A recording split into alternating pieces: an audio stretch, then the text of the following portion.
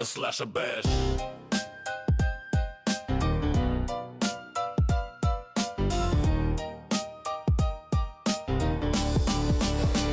Slash a bash.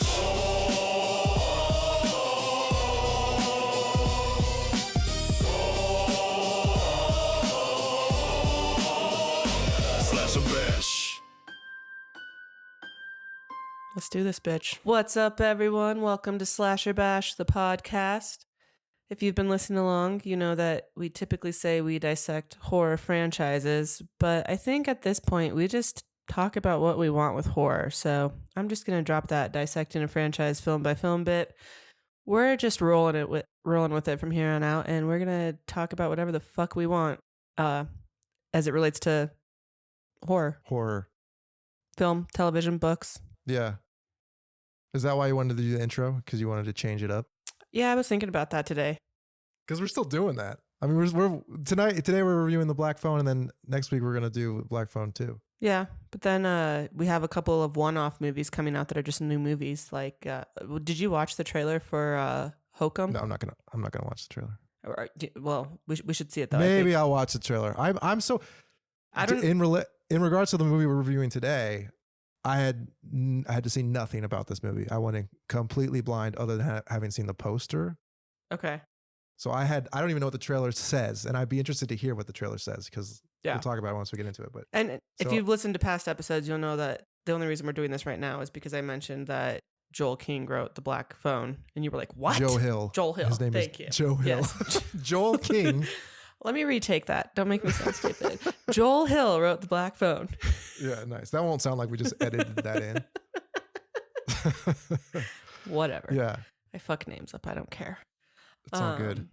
I also have the benefit of looking. I write like all of the shit down over here. I should start doing that. I should just send this to you. IMDb. Do you have? Yeah, start sending me your docs with all your notes so I don't look like a fucking dummy. Yeah, that would be better. But then I have my own personal notes in there. I don't want you to see those. Okay. You know? So before we get into The Black Phone, Hokum, I don't care if you don't watch the trailer. I had not heard anything about this movie, saw the trailer yesterday, saw it came out May 1st, and I was like, that looks fucking creepy as fuck. We should go do it. So you should just go in totally blind if you want, but I think we should definitely do it. When's it come out? May 1st. Okay, yeah. So I've penciled it into our little schedule. I've pretty much pulled everything out of our schedule, and now I'm just... Who's the team behind it? Do you know? Was there anything? It's a Neon production. Okay. And Adam Scott is the main character. Okay. Cool. Do you want just the No. tagline? Nothing? No. Okay. Tagline? Okay, I'll take a tagline. Well, I don't know what the tagline is, but so the one line is Do you want to Adam Scott is visiting Irish countryside where his parents honeymooned years ago to spread their ashes. That's the setup for this movie. All right, yeah, I can know that. Yep. And I think it looked fucking... All right, yeah. I literally had not heard shit and then saw this trailer and I was like, I need to see that. Like, I know The Mummy's coming out right now, but I don't want to watch a dead kid movie. First of all, who's excited for this Mummy movie? Because no one. Now that they've announced that everybody's excited for Brendan Fraser. Yeah, exactly. Horrible timing for them. Or maybe people will get confused and think this is that, and they'll go see it. Did I tell you though that I've got Chloe really excited now for Backrooms? I'd never heard about it. Background. Have you dove into any of the lore? I've watched all the YouTube videos and and now I've got my wife into it, so we're pumped for this one to come out next month. Hell yeah. So I'm excited for that some things to look forward to, kids. Hokum. Yeah, kids, adults, whoever you are, whoever you may be, Backrooms. Yeah. But tonight we're here to talk about The Black Phone. Yes. Based on a short story written by Joe Hill, a.k.a. Joel King. the son of Stephen King. King's got to be his last name. I don't know, actually. Maybe it's like a different... I'm sure he uses a different last name to not be like, I want to make it on my own. Is Stephen King divorced or something? You know what I mean? I don't know. Yeah, but he would have his dad's last name. Maybe, I don't know. Who knows? I don't know. Modern times. That's what I'm saying. Who knows? Okay. But I love... So first of all, I didn't know that this was based off a Joe Hill thing, and I love Joe Hill. I guess I don't love him enough to know that this was based on one of his short stories. But I love Horns, the book. I never saw the movie, and I did see the movie. but I just don't remember it. And I love his Lock and Key series. So good. So we got Anyway. Ben on board with that. So I was like, I'll watch this now. But real quick, let me just go. Let me give the rundown Give here the right now. rundown. So Black Phone came out 2021, produced by Blumhouse, who I didn't know this, but Scott Derrickson, the director and writer, Mm-hmm. one of the writers, has like a deal with Blumhouse now. I guess they make most of Interesting. his movies. But his writing partner, C. Robert Cargill, I guess Cargill. They write like all their movies together. They wrote Sinister together. Oh, really? Or maybe just Cargill wrote Sinister. And But then Derrickson directed it. Yeah. Yep. And they co-wrote, and obviously Scott Derrickson directed Doctor Strange, the first Doctor Strange movie. And then he walked away from the second one, right? He left it to do this movie because of for creative differences, yeah. But then they brought in Sam Raimi. That movie's polarizing too, but I'm a Sam Raimi fan. Justice for Wanda. I was happy about Sam Raimi. Yeah, I guess so. I don't know. She's not dead. Anyway, I want my Scarlet Witch movie. cast Ethan Hawke, Mason Thomas, Madeline McGraw, Jeremy Davies. The budget was $16 million and made over $160 million. Yeah, did well. God, Blumhouse knows how to do it. And then Metacritic is, to me, surprisingly, a 65. Surprisingly, in that you thought it would be higher or lower. I thought it'd be higher. Okay, so you had good thoughts about this movie. Oh yeah, this Great. movie's great. Okay, This movie is great. before we get into Yeah. the movie, so you Yes. know Hawke and Derrickson did Sinister together. Totally. And so then when Scott Derrickson was doing this movie, he wanted Ethan Hawke to play the grabber.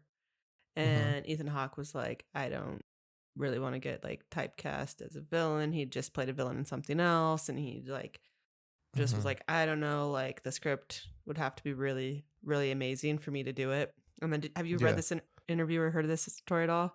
Not at all. So Scott Derrickson sends him the script. And then that night, Ethan Hawke leaves him a voicemail in the grabber's voice, like basically telling him he's going to kill everybody. And so that's how Scott Derrickson was like, okay, I got him. He's in. Nice. That's awesome. I don't know why he's scared about being typecast. It's not like He's a good serial killer. Remember the one with Angelina Jolie?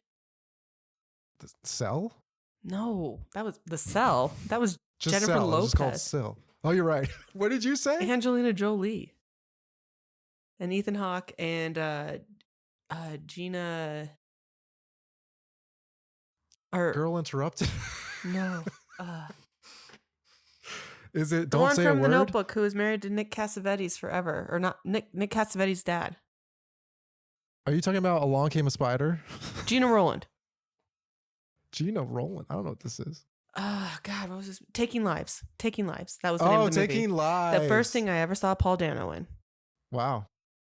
Yep. Never seen that movie. Oh, well, you got young Paul Dano grows up to into Ethan Hawke. Spoiler alert. And is a serial killer. Okay. Well, now I know the ending. And I don't gets need to watch it. spoiled by Angelina Jolie. My number one for life. After my wife. Nice save. Yeah. Anyway, yeah. So this movie, I don't know. Should we just give our overall thoughts first, and then we'll jump into more details? Yes. Like, But I'm per glad you thought usual? it was great because, like, I Yes. loved it. I've seen it a couple times now. I loved it. And then when I was watching it again last night and taking my notes, I was like, okay, there's no way Ben's not going to like this one. This movie rocks. Yeah, it's really fucking good. This movie is so good, and so after I watched the movie, which I watched today, actually, I wanted to be super fresh on it. I was looking up the Metacritic, and I couldn't help but be tempted to go look down at some of the reviews, and I'm just like flabbergasted at the quality of criticism these days, and how you can watch this movie and genuinely think that this is void of character development and boring. What's interesting is that I went and listened to the short story today. Yes, I want to. So real quick for everyone, I want to know. So like, just you've seen this a couple times. I had never seen it until today. I know nothing about it. I went in completely blind. And then you listened to the short story right today, which you said was like 45 minutes long or whatever, which is like super short. Super short. Yeah. So tell me first of all, tell me, was there big differences that we should know about? I mean, Okay. dialogue of the grabber was like exactly the same, and it's funny because the voice of the person who read the audiobook, actually, I don't know Mhm. like if this was before or after Ethan Hawke, but very similar grabber styles.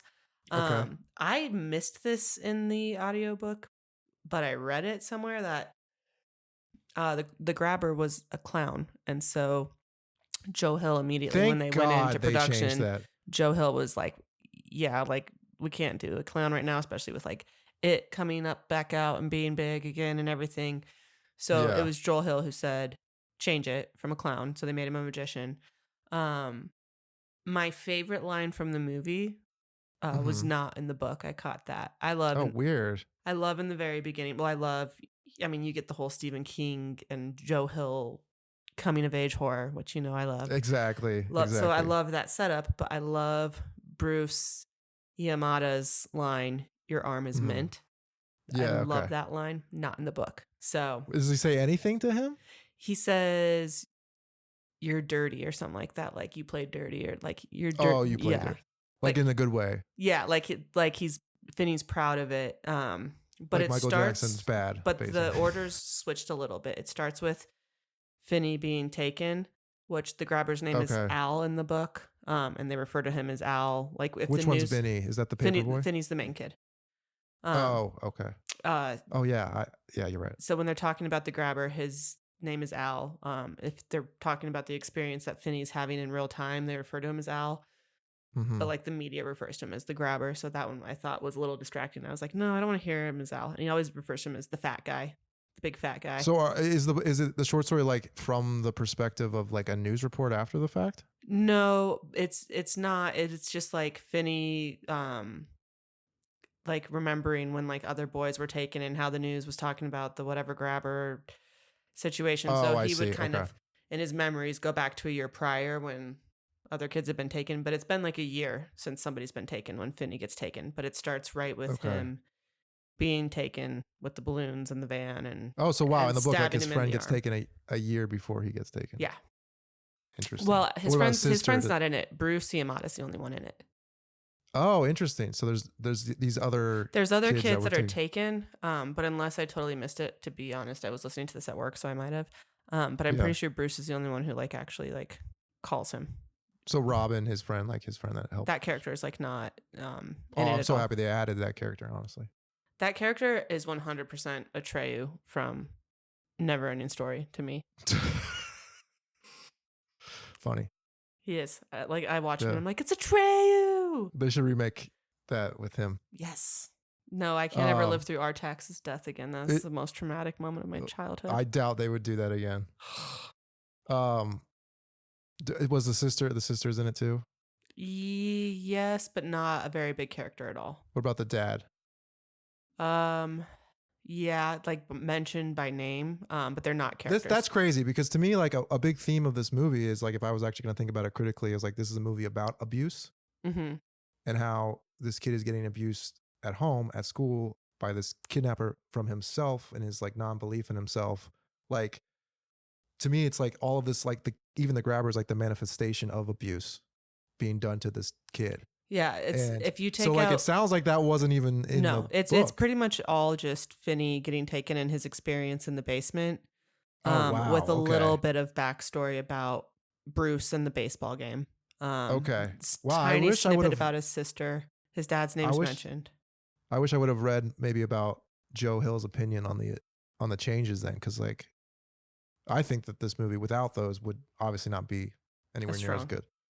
Yeah. I mean, I was in Goodreads today reading people's thoughts on the book or the short story, and they were like, really wanted to like it, love the movie. There just wasn't much there. It wasn't bad. It's good writing. There just wasn't much there. Interesting. Okay, that's cool. That's good to know. Actually. But all the basement scenes with Finney and the grabber are like verbatim what happens in the book. Well, there was a moment I was like, why is this called But- a black phone? I thought this was about a cell phone. Like, I'm like waiting for a cell phone to show. And I'm like, well, it's the 70s or maybe it's the 80s, actually. I'm not sure. But yeah, I was like, there's no cell phone here. Yep. So what is your opinion on this? I just gave you my, like, I love it. I think it's great. And we'll get into more detail in a second. I mean, I loved this movie the minute I saw it. I love I liked that it was thrilling and kept tension, but you didn't Mhm. have to ever actually see kids get murdered. I actually greatly appreciated Mm. that. Yeah. One thing that's just distracting for me because I live here. So they're like, it's set in North Denver. That's literally where I live. Like, I don't know if you recall where you and Victoria dropped me off after dinner that one time, but that is North Denver. Yes, I do. Okay.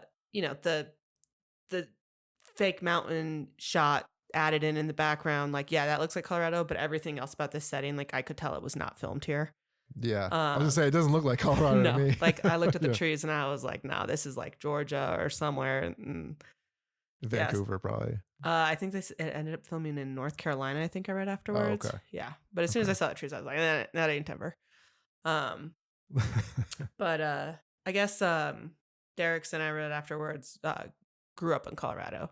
So it was funny because there was like an interview where it was like he was super instrumental in like bringing that like Denver feel, and I was like, no, anybody who lives in Denver doesn't think it feels like that. Yeah, but I feel like you could say that to people that don't know Denver and be like, yeah, okay, yeah, that makes sense. That's Denver. Yeah, fair.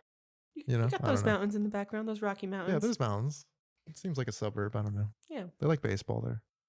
But I mean, it's just, I think it's just a really good film. And the Grabber is such a creepy character. And as I was rewatching it, I was like, fuck, I really wish that we had put him in our March Gone Madness. Next time. I think we're going to have to do another one with him and like Long Legs. And I think it's good that we didn't put, I think we shouldn't have put anyone we hadn't seen in that March Madness bracket. And now that we've seen him, we could add him for next year. Halloween, maybe. Who knows? Yep. But yes, things that stood out to me like right off the bat were like this opening scene. I remember, so I started up and I was in one of those movies like I don't really want to watch a movie right now, but I have to. And like I like Sinister and I like Doctor Strange, but no offense to Scott Derrickson, I've never been like this guy is a director. You know what I mean? Like he's good at, he's great at this. This opening scene like does so much, I think, just visually. Like right off the bat, I was like, this is awesome. Like I know exactly what this kid who's pitching feels like, who's our lead. You know, when he's about to strike this guy out, he gets a home run or whatever. Like I know, like that whole scene, I'm like, this is a visual movie. This is a real film. Like I am getting so much information just from the visuals and not the dialogue. I'm so like, happy we're getting away from the Netflix directors and getting back into my real God, film for yes. you. And maybe that's why this got criticized, is because people are expecting that now. Like, and when you don't have constant dialogue, you're like, this is boring. And you're on your phone because no one's talking, and then you're missing everything. Anyway, so so the directing I think is great in this movie. I think he does a lot just visually and with that performances without dialogue. Because you know who this kid is right away. Yeah.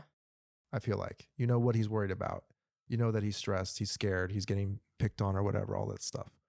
And a lot of it is seeing him alone in a basement, and it's not like he's like talking out loud to himself. You're just watching him function. But even when he's like walking through the high school, you know, and he's getting bullied and he has those conversations with his sister about, again, it's not holding your hand. Like you're listening to this conversation, you're like, well, I don't really know what they're talking about. The Grabber, who's this? Yeah. Yeah. One thing that you made me think of too, Ethan Hawke said that he ended up like really like loving like what this role did for his craft, because wearing a mask the whole time, he had to like develop his skills of acting with his body and his voice, and not being able to use facial expressions to act in a scene. He's great in this too. Oh God, yeah, he's so creepy.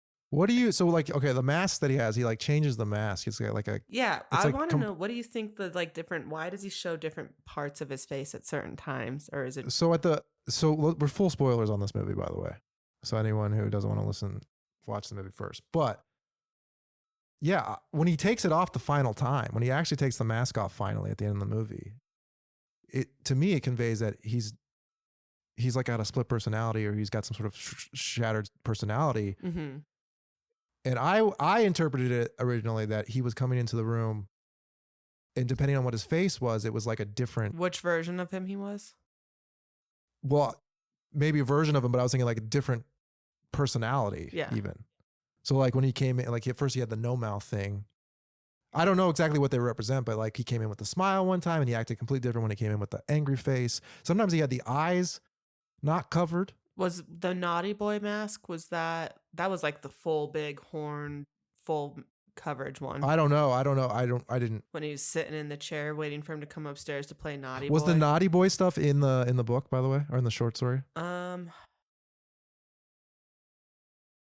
I don't think Man, so. I gotta read it maybe just to see. Like I feel like they really did a lot to this. Full disclosure, like I was like, I really want to like listen to this before we record tonight, and it's only 45 minutes, so I'm going to sneak it in at work. So I was like messaging distracted. So I was like catching bits and pieces, but I would go back and listen to the whole thing. I mean, it doesn't take very long, obviously. Like it'd be worth giving a listen.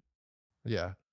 So I don't know. So like I'm kind of seeing it as like he there's a persona of his that is taking over, whether it's like deep rooted desires or whatever. Mm-hmm. This mask is allowing that to come out without his normal face when he goes to work or whatever being affected by these things that he's doing. It's almost like he's not even aware he's doing these things. Well, at least that was my interpretation when he takes his mask off at the end, where he's like, what? He's like completely disoriented and confused of what the hell's going on. Interesting. Why? What do you think? No, I'm like, yeah, that makes sense. I mean, I don't like, I wish, like, why does he have his eyes sometimes? Like, well, it was like, does each mask signify a different progression into his like steps of torturing and killing boys? Yeah. Like the way to just keep track of like when the actual end of the game is or whatever. Yeah, like for him, it's just like he has a different face he wears for each phase of his game. Yeah. Yeah, I mean, it could be as simple as that too. But yeah, I don't know. I don't know, but I did like that. I'm just reading this note here. Totally, well, on topic, but not what we're talking about right this second. But it actually was scheduled for a January release, and then it tested so highly in the previews that they pushed it to a summer release. Which wow, yeah, you never hear that. No. Well, and then so it's interesting because when I was reading that, I also read that Scott Derrickson really, really likes like the sneak peek testing or whatever, and he was like, he does. But so here's the thing: he was like, I don't really give a shit about like the scores or anything. These tell you what is confusing people, and that's what I know I need to fix. And I was like, okay, that's like actually a really good like way to look at like tool to have. Yeah. Yeah, I guess like everything is just more data, and you do what you want with it, right? Mm-hmm. You don't necessarily have to change anything if you do these tests and it tests poorly. So that's interesting. I like the way that we're introduced to the dad. Like we just see like shots of his uniform, like close up of his tag on his shirt, and we have like a shot of his hand or his foot, or then we have a shot of his newspaper, and then we don't see him until he rolls down the paper to like to yell at the kid. Yeah. Right. That's the first time we see his face, is when he's yelling at the kid for making noise or whatever. Clearly, this is a house of tension. Yeah. And then the sister also makes a lot of noise. Derrickson told him to play the dad not as like a violent abuser, but as somebody who was in pain and suffering. And like his pain is hurt people. Yeah. Do you think that came across where you're like, nah, he's just kind of a piece of shit? I mean, I think there was pain there, but like he still was a piece of shit. I don't think there's an excuse for really. But also, I guess you have to play into the time period too. Like, yeah, well, that was one of the things. Is like, I guess one of the belt. notes was like to remove that scene, and they were like, this wasn't even an illegal thing in this time period. Yeah. Yeah, don't remove like, that scene. I think that's what would have important. Also, the girl who plays his sister, I think, fantastic actress. Oh yeah, she they offered her the role. Timing didn't work. They delayed production to have her because of how impressed they were with her. Yeah, she was great. I've never seen her before or since. Well, we'll get to see her in the Black Phone too. Is it the same cast? Uh-huh. I don't want to know anything. Don't tell me anything. I wish I didn't know that, actually.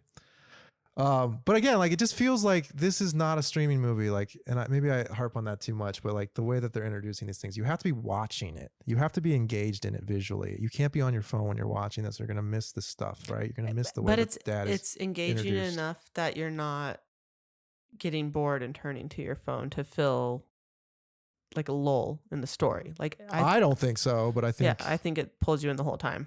yeah. So anyway, we get these like. We see him at school getting bullied, and then we find out like the tough kid or whatever is friends with him. Mm-hmm. And Robin comes to his Ariano. rescue.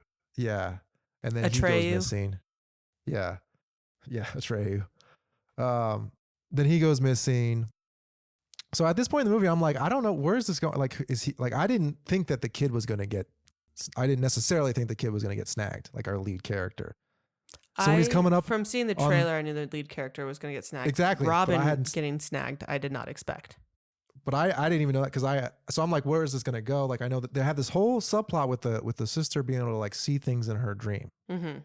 Which I got to say, I like the fact that the cops kind of believe her. Yeah, meanwhile the dad's like, you're not your mom. Yeah, exactly. But it is nice though, because in a bunch of movies that we've talked about, like my notes are constantly like, I'm so fucking tired of people not believing kids who've been through traumatic experiences. Yeah. So it's cool that like we don't have to go through that whole conversation of like, you really think that girl's a medium to another? Like, it's just like, they're just like, what do you see? Okay, let's keep that in the back of our heads. Maybe we'll need you later. But then the kid gets grabbed. You know, we've seen this black van appear. And so like the fact that he's a magician, I immediately thought, oh, that's cool. But you don't see a magician killer a lot. But knowing what you had said about originally was a clown, like I'm glad they changed that because I think this works more. Mm-hmm. They snag him, they put him in this basement, and then this is really where the most of the movie happens is like him trying to get out of this fucking basement. And there's a black phone on the wall that doesn't work. It's you know, no wires. And again, I cannot stress this enough. I don't know anything about this movie. So it starts to ring and he's picking it up and talking to kids. I'm like, this is fucking awesome. Because this is all a surprise to me. Yeah. I'm like, this would be like if you turned on a Black Mirror episode, right? And just started watching it and you're like, oh, this is cool. Like, I didn't expect this to be like about this. I had no idea. So like, I figured out pretty quickly that these are like the ghosts calling him and stuff like that. And it's so good. Mm-hmm. It's so cool. It's like a weird twist on Sixth Sense in a way. At first I was like, I wish they weren't showing like the visions of them sometimes. Yeah. At the ending, they were showing all the original ending. They like showed all the kids after like Finney had killed the grabber. And then they were like, they do that in this. No, it's too much. So they showed them all like being like freed together by Finney essentially. Oh, that's too much. And then they went back and were like, nope, take that out. Yeah, that was smart. They do show them all at once, like stopping the sister from going too far. Like they stand when they're standing in the sidewalk, and she stops, and then that's how she finds the house or whatever. But after seeing them a couple times and how the conversations evolved, I was like, actually, I'm glad that we're seeing the kids a little bit in this too. Especially one of my favorite scenes was the scene where he's like practicing the punching with the phone, with Robin like saying like walking him through it, raise the phone, step back, raise, punch him or whatever he's saying, like over and over again. I'm like, this is awesome. Here's a kid who's trying to help this other kid from this abuse and this potential murder or whatever. Such a cool movie. I'm talking so much. Well, no, I'm excited because I've seen this movie a bunch, so I love that you like this movie. Yeah, and that you're excited about it. Yeah, at one point I wrote, does the grabber represent the multiple types of abuse the characters experience? Verbal abuse, physical abuse, manipulation. Because like it seems different every time he interacts with him, depending on the face or whatever. And then the whole twist of him wanting the kid to try to get out. Yeah. So you can punish him. But he doesn't fall for it right away, right? There's a lot of these moments. Like I think it's cool. I don't honestly like to nitpick it now. And I'm sure you have nitpicks too. Please don't let me just do a constant stream of speaking. I actually don't have nitpicks on this one. I fucking love this movie. Really? I think there is a lack of suspense for me in the majority of the times that he's like trying to escape. Yeah. Because I know he's not going till the end. But there were more like little jump scares with like ghosts popping up in certain spots. Like I did get some jump scares from that. But more so, I just felt the constant stress of the situation where he's doing something and it's like, is the grabber going to come? Is he going to come? Like I felt more of the stress and the suspense in that than whether or not he would get out. Like obviously, like you said, we know he's not getting out until the end. See, I didn't even feel that. Every time he would be digging in the hole in the ground or going through the wall, I'd be like, I guess this guy is just not around. Yeah. And he's never walking in on him. They did. When he's doing these I read things. that they built the set on 4-foot risers so that they could actually like build like the dig into the set. Oh, that's cool. Yeah, I thought so too. But yeah, I think there's like clever different ways of him and getting the help from the kids, right? Like, oh, I hid the cord under here, so that he's, was like, the one climbing thing up. where I was like, where did that fucking cord come from, and how did you just like tuck a cord into like the wall crack, like the floor where the floor meets the wall? That one was the only thing that I was like, nah. Yeah. Oh, also no, this is the one thing that I really was like, nope, is when he takes the carpet and he shoves the cord up the carpet and the way that it wraps around. The way that it curls around. Yeah. I was like, wait, is the ghost helping him? Yeah. I was like, nah. Yeah. I just let that go. But I get it.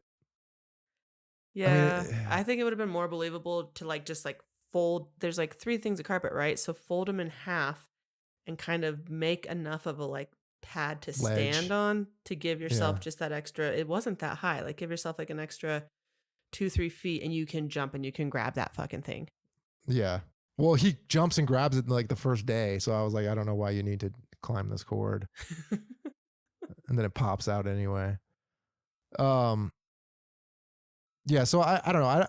I there's a dread the whole time. And I never feel like on the edge of my seat really until the very end when it's time to attack. Mm-hmm. What'd you think of the coked out brother storyline? So yeah, so that was another one where I was like, does this work? So I read that essentially they were like, we need to give the audience like a break from just Finney and Dread. Yeah.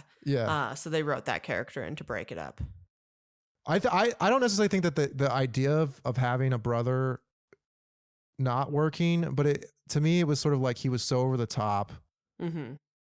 The fact that more disruptive than. How would you not know that this was happening in your house?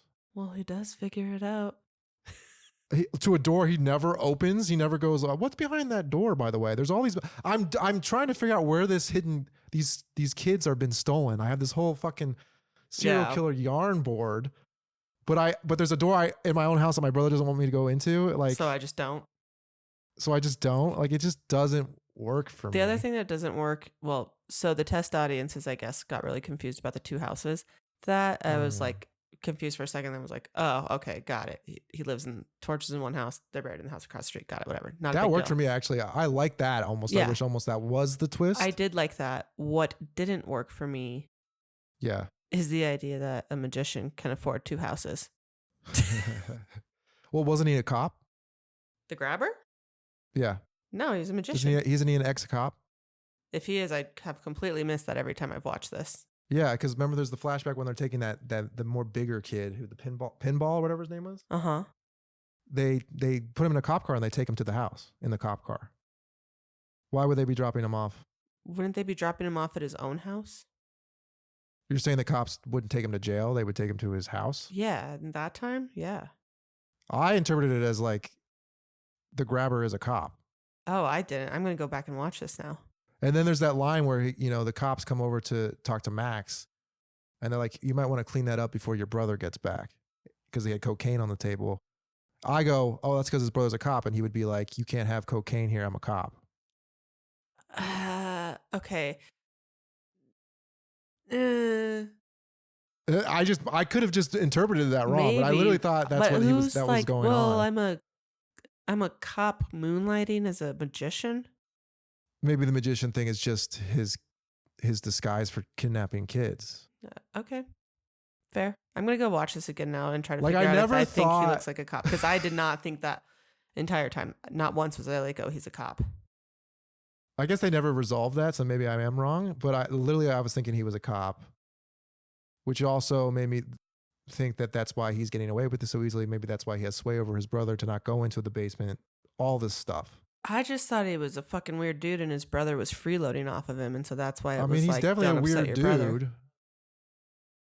I guess that's true. The brother's probably only living there temporarily and just started to. So like maybe I'm he gonna does have post a house poll rules. now and be like, okay, who's wrong, Maddi or Ben? Is he a cop? No, it's not even. I'm not saying I'm right or wrong. I'm just saying I was under the impression that he might be a cop, and that was part I gotta of. rewatch it now and see if that.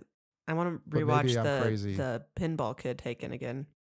Yeah, That 'cause- kid reminded me of the brother, Max's brother from Yeah, same. Stranger Things. I Yeah. never remember his name because I just call him Dackers. Isn't his name Max? No, Max is the girl. Billy. It's Billy. The actor's When name she is screams his name. Dacker Montgomery or something like that, but I always called him Dackers instead of Dacker. Dackers. So Yeah, now, he did remind me of that kid as well. yeah, good old Dacker. What do you think about the brother twist? I thought it was funny. I thought it was a nice little break. It reminds me kind of Barbarian when you suddenly cut to Justin Long on the PCA I was singing so confused, Ricky dude. I Tikki was like, Tivy. what is happening? Super confusing, but fucking hilarious and a nice little breakup in the story. Like I don't mind that. Yeah, I think it just felt so cartoonish. But what I do like about here we go. Here's the thing where like a different kind of I couldn't suspend my disbelief that he would not put it together. That why is this weird door here? Like maybe if they didn't make him obsessed with like trying to figure out who the killer was. That it's a weird door though? I mean, I guess there'd be a bunch of locks on it, but His brother's like never go in the basement. I mean, if you were staying at your sister's house and she was like, If someone tells me never go in the basement, I'm going to go in the basement. that's true. I lived in a house in college. It was a weird ass. We called it the meth house because it was so fucking run down. It was on the hill in Boulder, and our lease was You guys just cooked like meth there? taped to the ceiling. Like she had written like the rules of the house and taped them to the ceiling, and that was just considered the lease that you agreed to. Weird. And she lived next door. She was a crazy kooky lady, and she was like, Mhm. whatever you do, don't go in the basement. So immediately, like one night we got drunk and went into the basement, and it was just like a hoarder's stash of shit, but it was so fucking creepy. There's dead bodies down there. You never found them. Probably. Props. Maybe you're haunted since that day. You picked up a curse. There's still a bunch of people living in that house. That house is still like, I'll drive by it every once in a while when I'm in Boulder, and I'm like, wow, they still haven't repainted my college bedroom Wow. that I painted teal with like a peachy pink ceiling because I wanted it to feel tropical. Did it work? No, that place was a shithole. You're like, this doesn't feel like the beach at all. 10th in college. If you want to go see my old meth house home. I'm good. I do. Here's where I do like the twist with the brother though, Mhm. is like having the Ethan Hawke kill his brother at the end there. Mm-hmm. I thought was really surprising and totally to me, knowing nothing about the sequel, opens up the possibility of why Ethan Hawke would still be alive and not in jail. Would they think that his brother was the one who was doing all this shit? Like, did he frame his brother in that moment? I can't respond because So yes, no. I'm right. Aren't I right? I'm not right? Okay. I'm not responding. I'm not telling you That would be yes or such no. the perfect way to do it. The only hiccup would be obvious. Are you going to watch the trailer for the Black Phone 2 or are you going to go No. in completely blind? completely blind? So Okay, don't tell then me I'm not anything. going to say anything. But just I hear me wish out. the audience though. This is could coming see the from smile on someone my who face doesn't right now. know. Just stop. Is that why? If that is true, say that the brother gets framed for all this shit. Does that mean that the kid didn't have to go identify to make sure that was the right guy? Wouldn't he be like, "How'd you kill him? Oh, I broke his neck, not him in the head with an axe." Do you know what I mean? Like, there's definitely holes there. But if you were making a sequel, it's right there to be like, "Oh, he's not dead. He survived that, and he's framed his brother." When they did that scene, apparently there's not a lot of axe through head scenes where you're seeing like the full on shot. They CGI'd it. It looked real to me. Yeah, so this was like the first time they like really tried to do like the full like from a distance look at the head go through the axe and use like practical Okay. effects, and they had to use a combo of practical effects and CGI. I thought you were saying like he didn't really get hit that No, hard. Scott Derrickson was saying how like nervous he was to do this shot because when you go back and look at films, like when they do axes into heads, you don't really get the actual like shot of the axe in the head. Interesting. And so it was a hard one to pull off. It was like apparently the hardest It shot was. in the I film mean, to pull off. It definitely looks fake when the contact is made, but cool shot, you know? Yeah. So go Scott Derrickson. Man, so you already know what happens. Have you seen the second one? No, but I've seen the trailer. The trailer made it Okay. like, so this one's PG-13. I'm pretty positive, right? Yeah.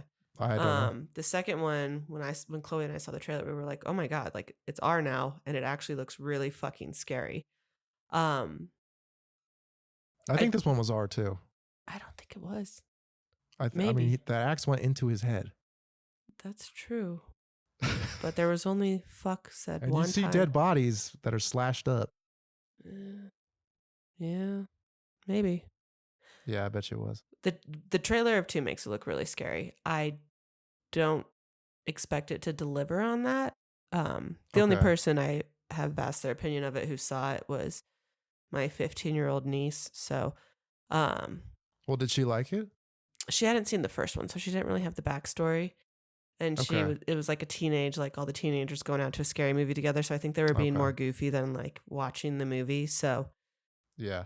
I'm not gonna like be like, I heard this movie was great or I heard this movie was terrible, because I'm like, I heard a bunch of 15-year-olds went and saw it together. Yeah. I don't know. Okay, fair. Yeah, I'm excited to see the second one. But I don't even know if it's just a direct sequel, like if the kids are in it again. I don't know any of this shit. Well, good. I'm excited for you to go in blind, and I'm excited that I haven't seen it. Yeah. Yeah. Okay. What else do we want to talk about the relationship between the brother and the sister? Sure.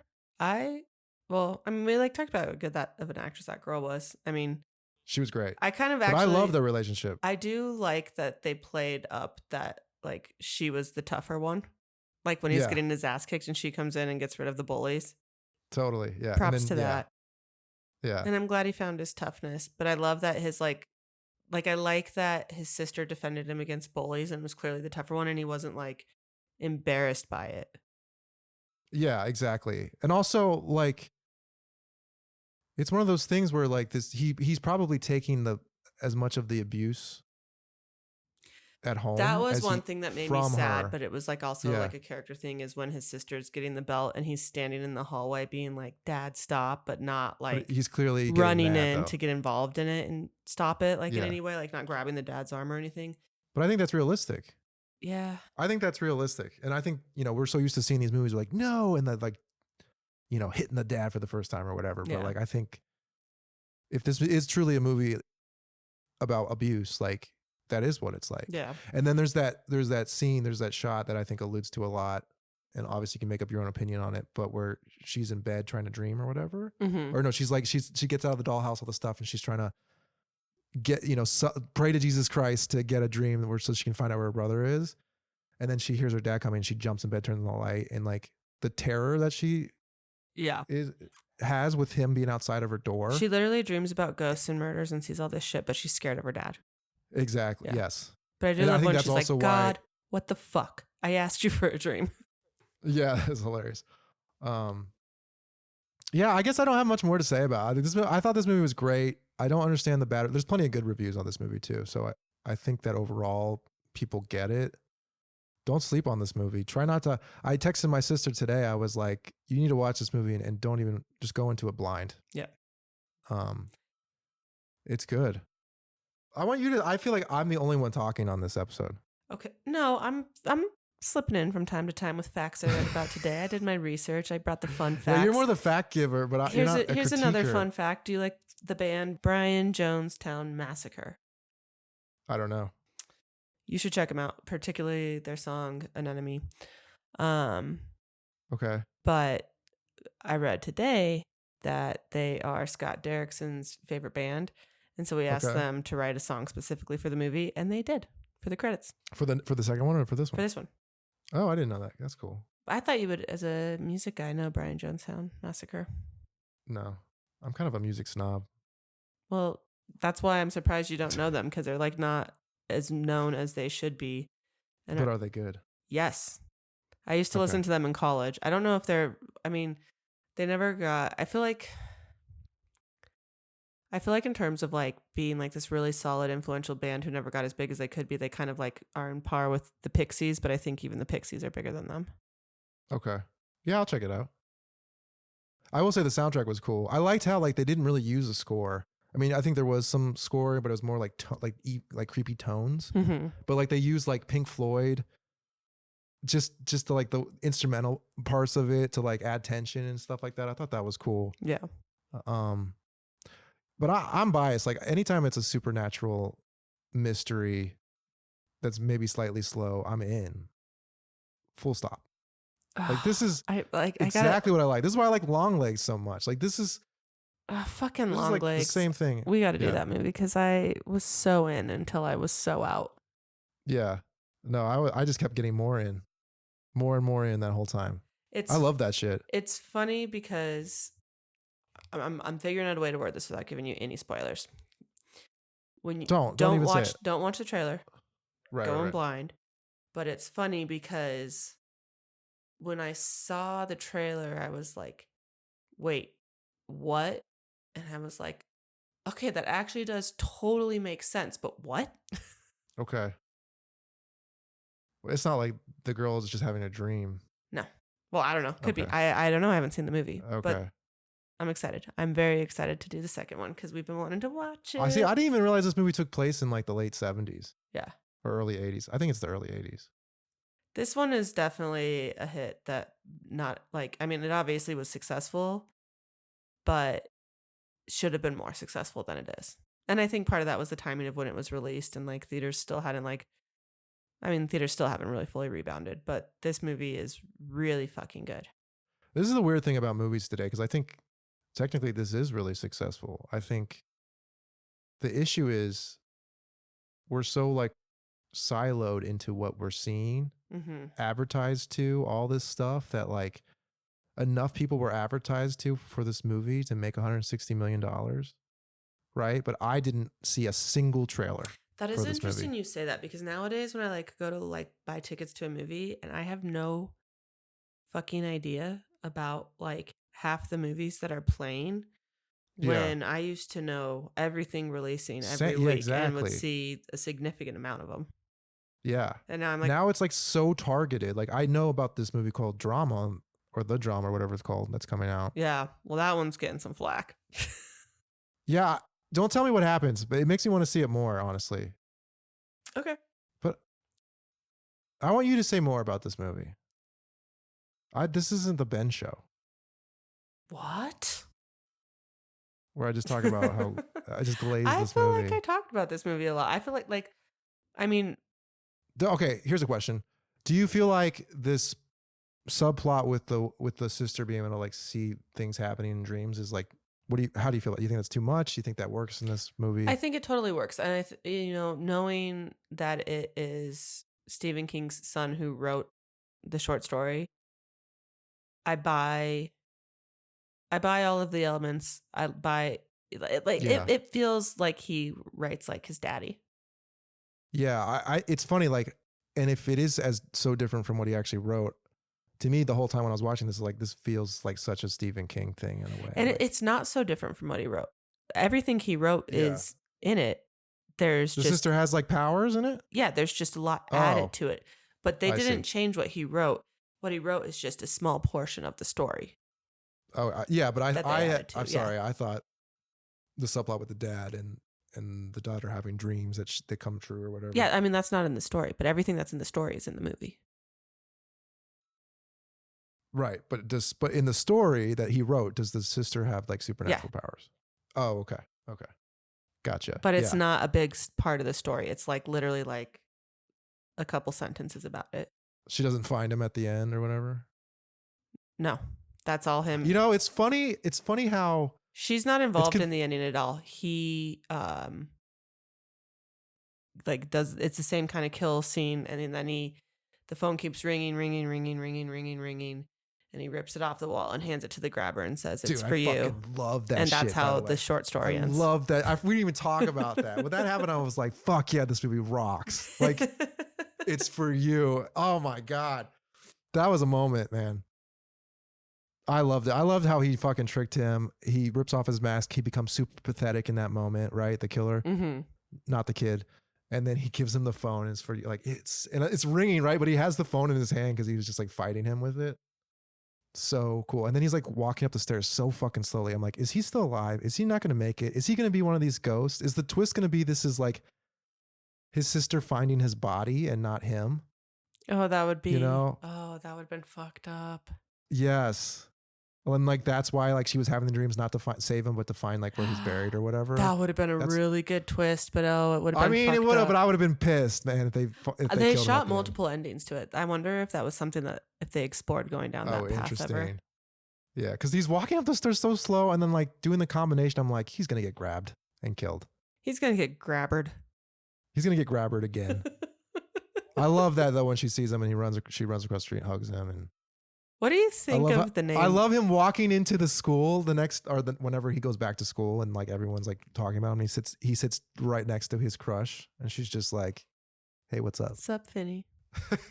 So cool. What do you think of the name, the Grabber? I mean, it works, right? It always made me laugh, but this is just so random. But like there was like remember the Mike Tyson, maybe it wasn't the Mike Tyson wrestling game. It came out afterwards. When we were like in middle school or high school, there was some wrestling game where you could create your own wrestler. Yeah, and yeah, so, like No Mercy. Or, so I'd like play it with my friend and her brother after school. And so we thought it was so funny to create this wrestler with a mullet, and his name was the Toucher. So I just think of that when I hear the Grabber. I kind of wish you would have named him the Grabber because like they grapple in that game. That's a right? good point. Yeah. They really are. They're grabbing each other. Yeah, I forgot you're like the big wrestling fan. Learned that recently. Yeah. And I mean, in middle school, like I'm not still watching it. I mean, maybe I would actually if it was on. I guess it's on Netflix now, right? Okay. Final thoughts.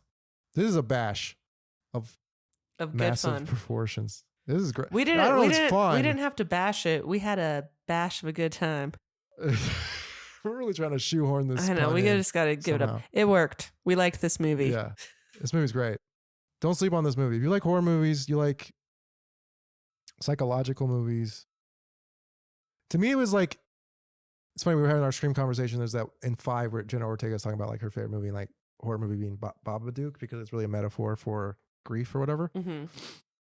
This falls along those lines a little bit. Like maybe it's not as strong. It's not as strong.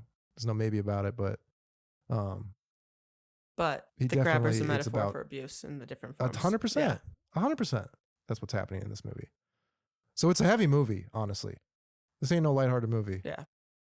But it's done so well that it's like there's balance in all of the emotions. It's not super scary, but it does have suspense and a couple little jump scares, but it's a good movie. Yeah, I hope that the second one, it's funny when we're watching all these back to back, which is probably a different way to digest things than like say waiting 2 years to see it. Mm-hmm. So like when we were reviewing The Babysitter, seeing those back to back, to me, it was like, this is clearly the better movie, the second one, but I could see why people. What's funny today in our comments, a lot of people, like all the reviews that we read were like, oh, garbage. The second one's terrible. It got like totally panned. In the comments, everybody was like, love the second one. Like some people were like, the first one's good, but they're both great movies. Like people love it still. Yeah. Yeah. Good. I'm glad we're not crazy. Yeah. But, so my point being is like, I wonder, not having to wait like 2 or 3 years, I guess 5 years since Black Phone 1 came out in 2021. Damn, it's been that long. Am I going to have a different experience? Am I going to enjoy it less because I just watched this movie that just like blew my socks off? I don't know because I haven't seen it, but I can't wait to find out with you. Yeah, yeah. Okay, cool. Well, that's all I have. Go see this movie. Obviously, you've seen it if you're listening to this, I feel like. This movie's great. Do you That's agree? true. Yes. Let us know. Also, I've been thinking because you added me saying "Let's do it, bitch" into our intro music. Now I Yeah. kind of want our outro to be, "We did it, bitch," or "Just did it, bitch." But it's got to be candid. Like we can't plan We it. can't plan it. All right. You know I what I mean, mean? there was There'll- one in the last episode that was kind of funny. I said something along those lines. I'm listening for it. If I ever see a perfect thing, it has to be what you're not expecting. Otherwise, it won't work. Because you weren't expecting that. No, but when you cut it into the credits, I thought it was hilarious, or into the Yeah. opening song. Yeah. I don't think we need an outro really. Eh, Who knows who's listening? I mean, people have already probably stopped listening at this point because we said we're done. fair. Yeah, we're still rambling on. Well, we hope you enjoyed our presentation of The Black Phone. Tune in next week when Ben discovers how the fuck they bring Ethan Hawke back. I think I called it. We'll find out. I think I called it.